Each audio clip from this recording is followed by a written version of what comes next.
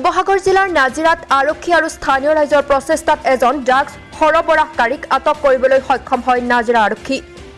জানিব পৰা মতে শিৱসাগৰৰ গণকপতিৰ আকাশ বুঢ়াগোহাঁই নামৰ যুৱকজনক এখন ইয়ামাহা মটৰচাইকেলসহ আটক কৰিবলৈ সক্ষম হয় নাজিৰা আৰক্ষী। দীৰ্ঘদিন ধৰি নাজিৰাত চলাই আহিছিল ড্ৰাগছৰ ৰমৰমীয়া ব্যৱসায়। নাজিৰা আৰক্ষীয়ে প্ৰায় এনেধৰণৰ ড্ৰাগছৰ ওপৰত অভিযান চলাই কেইবাজনো যুৱকক আটক কৰিবলৈ সক্ষম হৈছে যদিও আজিও মূল অভিযুক্তক গ্ৰেপ্তাৰ কৰিবলৈ সক্ষম হোৱা নাই। আটক কৰা যুৱকজনে জানিবলৈ দিয়া মতে নাজিৰাৰ নিৰঞ্জন নামৰ এইজন ড্ৰাগছ ডিলাৰৰ কথা।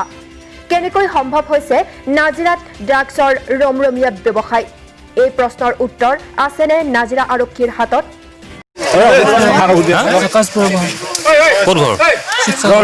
কোন জায়গা শিৱসাগৰ কলৈ আহিছিলে? জন্মদিন বুলি ড্ৰাগছটো কোনে আনিছিলে? বৰলৈ কোনে দিছিলে? নিৰঞ্জনে দিছিলে।